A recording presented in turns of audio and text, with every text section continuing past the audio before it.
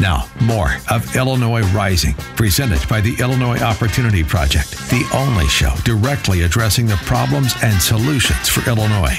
Now, from AM 560, here's Dan Proft.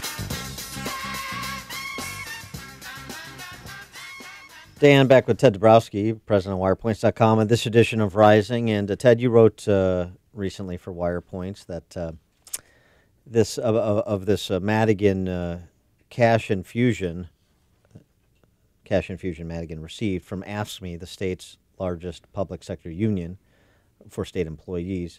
$768,000 is what AFSCME poured into Madigan's campaign coffers to distribute to his Democrat state legislative colleagues and down the stretch of the midterm election. And what are we to take away from AFSCME's generosity in the direction of one Michael Madigan?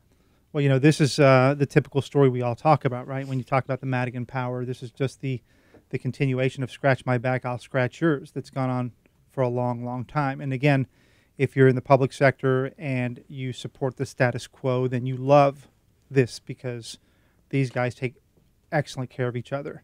And it's allowed Madigan to create this public sector middle class on the back of normal, ordinary Illinoisans in the private sector. Yeah, the breakdown is important to note. The average base salary for an AFSCME employee, $65,800, which is what's the median household income in the state? About 54. Yeah, and that's for a household. Household, right? Yeah, this is an individual salaries. Yeah, and this salary is the second highest in the nation when you adjust for cost of living. So. Right, and then you include the average overtime, the average pension benefit, the current average health care benefit, the current average retiree health insurance benefit. You get to the average total comp for an AFSCME member is north of $100,000. Yeah, almost $110,000. So twice the average, twice the median household income in the state. Yeah, and for one person.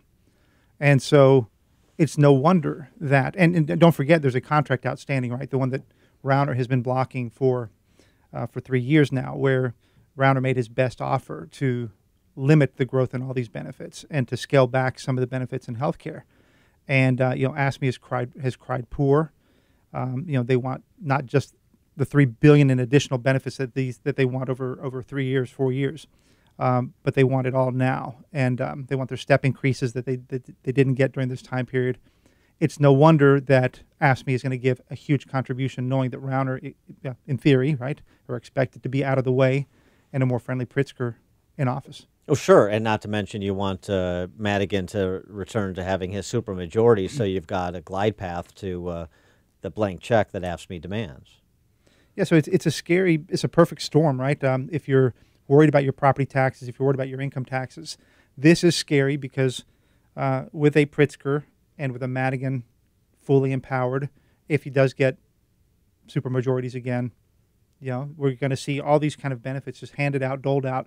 It's going to be done on the back of taxpayers. And listen, taxpayers have not seen their incomes rise much. In the last couple of years they have, but over the last decade it's been pretty flat. So they're struggling with trying to make ends meet, and of course the higher property taxes we talk about. And yet, AFSCME will have guaranteed raises and guaranteed contracts that last for 5 years, for example. There's an analysis out this week that was posted in Zero Hedge by this J.P. Morgan guy, Symbolist.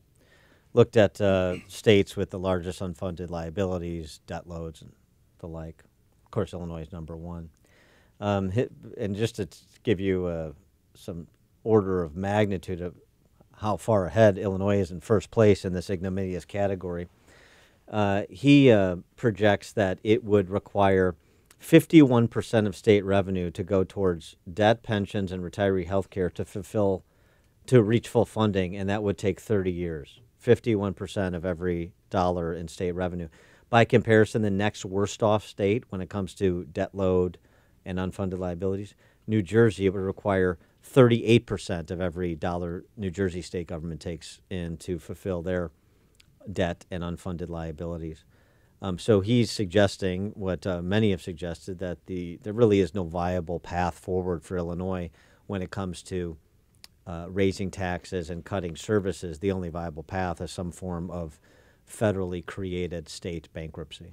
Yeah, I think what he's saying is if you look at the amount of debt we already have, and if we were actually to fund it, right, over 30 years, when you add all the $56 billion in retiree health care liabilities that we owe that are totally unfunded, the $130 billion or whatever number you want to use, $250 billion of unfunded pensions, when you try to pay that off for real, and the pension debt we have, bonds, you're going to take half of the state budget.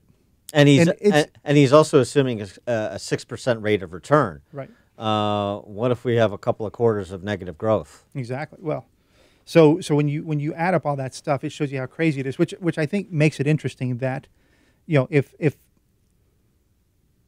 Pritzker and these guys continue to do the same things, I think it's just going to bring this crisis we've warned about for so long. It's coming faster than we think, and you can't continue to dole out the benefits like you do to state workers and to municipal workers all over the state and think you can get away with it without having the financial reality hit you.